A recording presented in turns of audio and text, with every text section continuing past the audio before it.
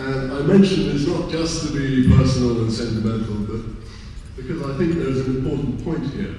Often when I went to villages, particularly in Laos, old women would think I was Hmong, because they heard me speaking some Hmong. And they would ask curiously, what kind of Hmong are you?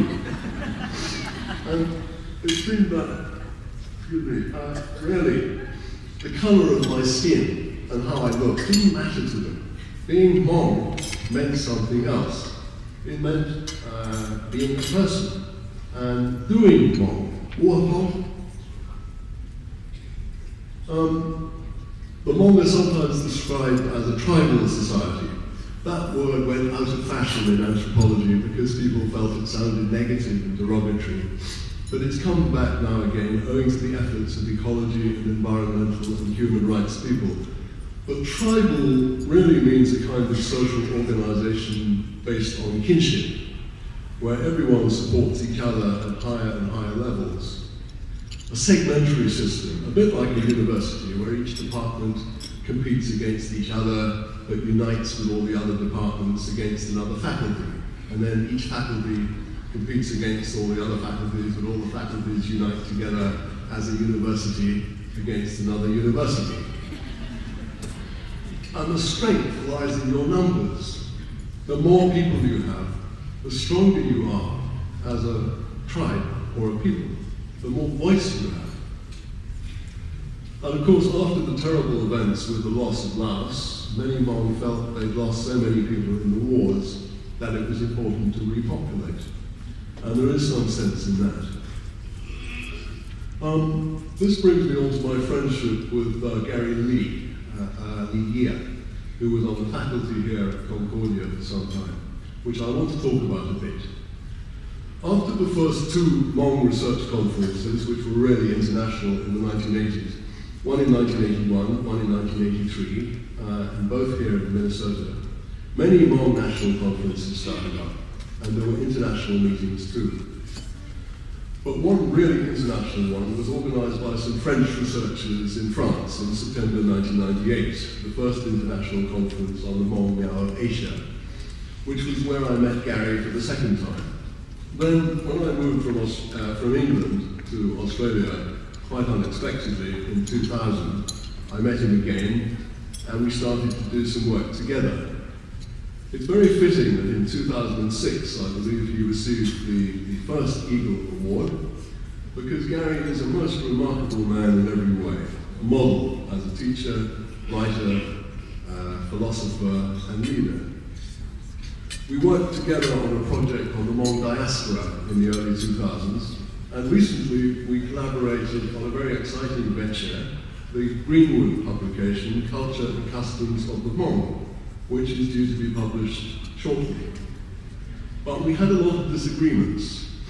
And one of these was the question which Jacques Lemoine, who also, I think, received the Eagle Award in 2008, has also talked about.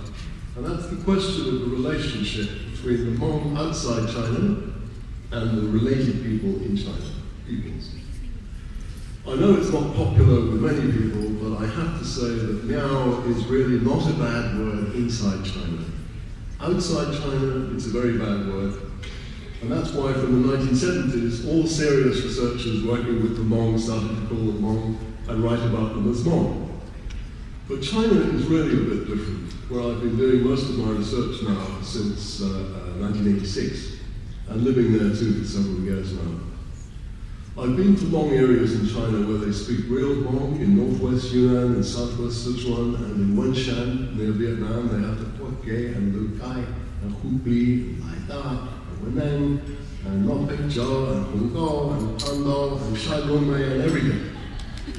But there are two or three other groups that the Chinese also call Miao, like the Canal or Mu in Guizhou and the Huoxiong in Hunan. Now, to an anthropologist, they seem completely different people. They can't talk to each other and have almost nothing the same. But since 1995, as Louisa Shine showed, talking about the speech given by Hula Hua at the International Symposium on Hmong People held in St. Paul that year, their leaders have been coming to the US and calling themselves Hmong. Perhaps originally out of politeness, because they know that the Hmong here do not like to be called Miao, and the Hmong here would not know what to do if you called them Kana or Xiong, like they call themselves. Let me emphasize, it's only the leaders in China who do this, and the Communist Party. The ordinary villagers in China know nothing about it. They're Hmong, or Kana, or Xiong, or Hmong, and they don't know about the others. I know this is a controversial thing, but facts are facts. Of course, if you are a linguist, you can find parts of the three languages which are the same or similar and come from the same roots, just like French and Italian and Spanish, which all come from the Latin. And I think it's quite certain that 2,000 years ago, these groups related to the Hmong in China were all the same people. So what and when do we call a people, or an ethnic group, an ethnic group? And if people want to call themselves something else, shouldn't we respect that? Gary Lee used to agree with me on this, I think, but after he spent his recent period in the United States, he changed his thinking somewhat. And we used to have friendly, sometimes quite heated arguments about this. He would always say, if they want to be Hmong, the people in China, why not? Then I remembered my own experience of being accepted as Hmong in the village in Thailand, and I began to see how and why he's right. Because of course, the Hmong social system is not a closed one, it's an open one, something like a society or a club you can belong to or be adopted into and become Hmong. And many children in the past, in Thailand, Laos, Vietnam, and China, were adopted from neighboring people and brought up as Hmong in every way. If you want to join us and do like us, why you can. You're welcome. It can only make us stronger. It's a very open, accepting kind of society, I think. And that is why Hmong in the US and related people in China are now reaching out arms to each other, even if only among the leaders at present, and saying that they all want to be part of the same people. And after all, this would only be returning to the situation as it must have been 2,000 years ago. Whether it's possible for the Hmong, for you to overcome 2,000 years of separation in this way, I don't know. But I do see now that you have the right, and so I and others I needn't name should probably not insist too much on what we call the essentialist point of view, always assuming that there is one unchanging essence to a culture which it can never change away from and must always remain the same.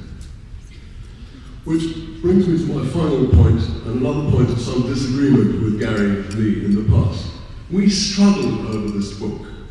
We had to get it right, because it's aimed at school children, and so will mainly be important to them in terms of how to understand Hmong in the future.